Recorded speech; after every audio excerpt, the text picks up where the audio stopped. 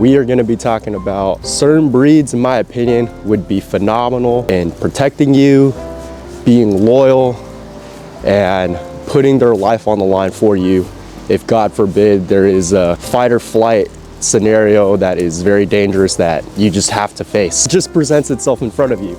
Most likely it will not happen, but you never know. You're on a walk, 3 guys are trying to jump you, or you're on a hike, a mountain lion or a grizzly bear that pops out of nowhere, and they're mad because you're in their presence. Starters, I'm gonna say any type of Turkish Kangal, Caucasian Shepherd, or Tibetan Mastiff. Why? Because these dogs are big, fluffy, and awesome. They are bred to guard livestock, protect temples, lions and bears, and wolves. When they reach full size, they get to about the size of some humans, and I've seen some stand up taller, and they're taller than some humans that are around like maybe 5'5", 5'6".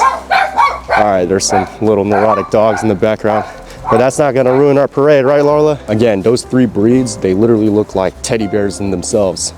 But when it comes to protecting their family, and that family happens to be you, they're right there. They got your back. I'm gonna have to say any kind of Corso, Italian Mastiff that is, or a Rottweiler. Why? Because they also have that protective instinct of loyalty in a job of protecting their families. They also look like big fluffy bears, except the kind of Corso with the limited hair, but they're still fluffy to an extent. So any dog that looks like a bear could be a good fit. Nah, I'm just playing, but you get the idea. Up next, I'm gonna have to go with any show line or working line German Shepherd. Why? Because they are the top 5 smartest dogs in the world. And as you've seen, when you really put them to work, they are excellent at doing certain tasks that helps human safety. That's why you see them a lot in military, police, or search and rescue teams. The same goes with the Belgian Malinois or the Dutch Shepherd. Although they are a lot smaller, they can still do the work when it comes to protecting their family. Just the same reasons like the German Shepherd, except they have a lot more energy and they're way more athletic. Up next, I'm gonna have to say the Doberman. Why?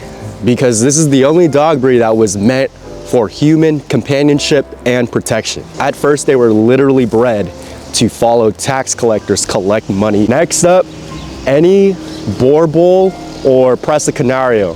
These are other type of Mastiffs. They were bred to guard that estate from lions, robbers, you name it. Hyenas. You think Beagles would be good? To a degree, although you know Beagles are not the best guard dogs, they do make excellent watchdogs. If you're in a scenario where there's other people around, but they're far away, and there are some objects or things or people or animals that are coming your way, putting you and your dog in danger, the Beagle can alert people like crazy with its howling instincts and have people come your way for safety. Giant Schnauzers would be terrific.